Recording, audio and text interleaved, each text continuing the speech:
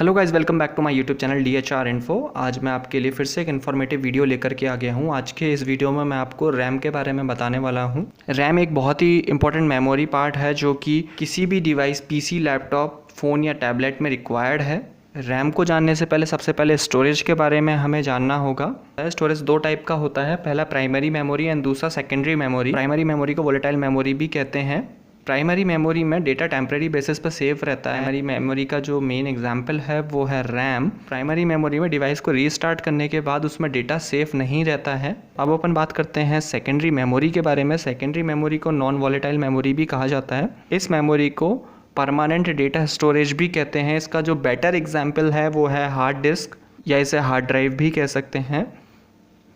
Power cut होने के बाद इसमें डेटा सेफ रहता है। मान लीजिए आपने आपके PC के अंदर या लैपटॉप के अंदर आपने कोई मूवी स्टोर किया है, मूवी सेव किया है हार्ड ड्राइव के अंदर। जब आप अपने डिवाइस को रीस्टार्ट करेंगे तो वो मूवी या जो पर्टिकुलर फाइल आपने सेव किया है हार्ड ड्राइव के अंदर वो आपको डिवाइस रीस्टार्ट होने के बाद भी मिलेगा। इसलिए इसको नॉन वॉलेटाइल मेमोरी भी कहते हैं। अब अपन बात करते हैं रैम के बारे में, जिसका फुल फॉर्म होता है रैंडम एक्सेस मेमोरी। जब हम रैम का नाम सुनते हैं रैंडम एक्सेस मेमोरी तो इससे बहुत कुछ ज़्यादा समझ नहीं आ पाता है। आइए इसको डिटेल में जानने की कोशिश करते हैं। मान लीजिए आपने कोई गेम या एप्लीकेशन आपके फ़ोन, लैपटॉप या PC में इंस्टॉल्ड किया हुआ है। जब आप उस एप्लीकेशन या गेम को ओपन करते हैं या एक्सेस करते हैं, उस सिचुएशन में CPU को या प्रोसेसर को कुछ स्पेसिफिक फाइल्स की रिक्वायरमेंट रहती है उस एप्लीकेशन या उस गेम को रन कराने के लिए। इस सिचुएशन में रैम उस स्पेसिफिक फाइल्स को हार्ड ड्राइव से उठा करके CPU को प्रोवाइड कराती है। रैम की डेटा ट्रांसफ़र की जो स्पीड होती है बहुत ज़्यादा फास्ट होती है कंपेयर टू अदर मेमोरीज। यही रीज़न है जो आपका 16 GB या 64 GB का मेमोरी बनाने में जो खर्चा आता है, इतना खर्चा सिर्फ 1 GB या 2 GB रैम बनाने में आ जाता है। रैम एक बहुत फास्ट मेमोरी होती है। इसकी मैचिंग कोई अदर मेमोरी नहीं कर सकती है, चाहे वो हार्ड ड्राइव हो, चाहे वो SSD हो, चाहे मेमोरी कार्ड या पेन ड्राइव हो। कोई अदर मेमोरी इसकी मैचिंग नहीं कर सकती है। मैं आपको थोड़ा और एग्जाम्पल में समझाता हूँ। मान लीजिए आपने कोई गेम इंस्टॉल्ड किया हुआ है आपके सिस्टम, PC, लैपटॉप या मोबाइल के अंदर, तो वो जो गेम इंस्टॉल्ड है वो आपकी मेन ड्राइव में इंस्टॉल्ड है। अभी आप उस गेम या उस एप्लीकेशन को आप ओपन करेंगे या एक्सेस करेंगे, सबसे पहले CPU को कुछ स्पेसिफिक फाइल्स की रिक्वायरमेंट रहती है उस पर्टिकुलर गेम या एप्लीकेशन को रन करने के लिए। जो स्पेसिफिक फाइल्स रैम के द्वारा मेन ड्राइव से CPU तक स्पीडली पहुंचाई जाती है ताकि CPU उस एप्लीकेशन को या उस गेम को स्पीडली एग्जीक्यूट कर पाए। कभी कभी जब डिवाइस में रैम कम होता है, मान लीजिए आप एक फ़ोन यूज़ कर रहे हैं जिसमें 1 GB रैम है और आप मल्टीपल एप्लीकेशंस यूज़ करने का ट्राई कर रहे हैं। मान लीजिए आपने 4 एप्लीकेशंस आपने ओपन किए हुए हैं। जब आप 5th एप्लीकेशन ओपन करते हैं या आप 6th एप्लीकेशन ओपन करते हैं तो उस सिचुएशन में CPU के द्वारा 1 या 2 एप्लीकेशन को ऑटोमेटिकली क्लोज कर दिया जाता है ताकि रैम मैनेजमेंट प्रॉपर रहे, रैम प्रॉपरली जो CPU को डेटा रिक्वायर्ड है वो टाइमली पहुंचा। इसलिए जितना ज़्यादा रैम होगा मल्टीटास्किंग उतना ज़्यादा इजी होता जाएगा और उतना ज़्यादा फास्ट होता जाएगा। अब बात करते हैं रैम कितना रिक्वायर्ड है।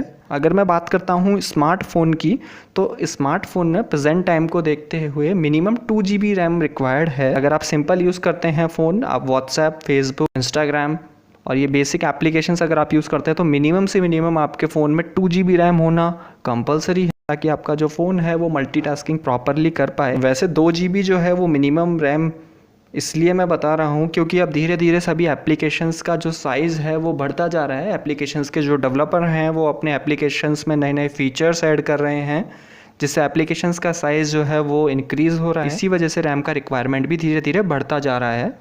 अगर आप प्रेजेंट में कोई फ़ोन परचेज़ करना चाह रहे हैं तो मैं सजेस्ट करूंगा कि आप थोड़ा रैम ज़्यादा ही लें। आने वाले समय में जब एप्लीकेशंस का रिक्वायरमेंट आपके पास ज़्यादा हो जाएगा, जब आपको मल्टीटास्किंग का रिक्वायरमेंट ज़्यादा रहेगा तो आपके लिए वो बेहतर रहेगा।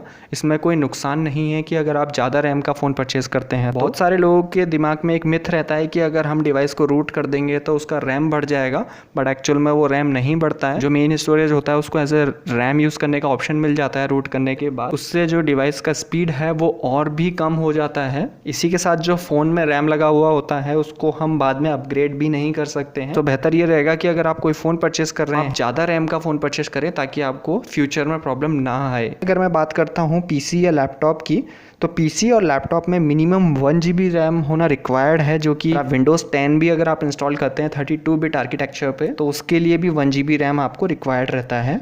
मैं आपके लिए आने वाले वीडियोस में लैपटॉप और पीसी का रैम चेंज करना भी मैं आपको बता दूंगा, किस तरीके से आप पीसी का लैपटॉप का आप रैम चेंज कर सकते हैं अपने डिवाइस में, ताकि आप इजीली रैम को जो है अपग्रेड कर सकें। अगर आपके 2 GB रैम है तो आप उसको 4 GB या 8 GB पे आप उसको अपग्रेड कर सकें। इसके लिए मैं एक वीडियो बना दूंगा। रैम की एक खास बात और होती है कि सभी 2 GB 4 GB या 3 GB रैम सभी रैम सेम नहीं होती हैं। हो सकता है आपने कभी सुना होगा DDR1, DDR2, DDR3 या फिर DDR4 कैटेगरी के बारे में आपने कभी सुना होगा, जो कि रैम की कैटेगरी होती है।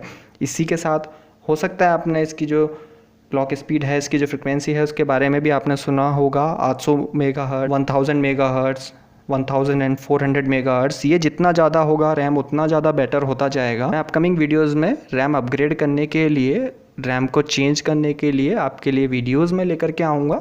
इसी के साथ अपकमिंग वीडियोस में मैं आपको SSD एंड हार्ड डिस्क के बारे में मैं आपको जानकारी दूंगा कि SSD बेटर है या हार्ड डिस्क बेटर है। गाइज, अगर आपको ये वीडियो अच्छा लगा तो वीडियो को लाइक करना नहीं भूलिएगा। अगर आप चैनल पर नए हैं तो चैनल को सब्सक्राइब करना भी ना भूलिएगा। Thank you so much guys for watching this.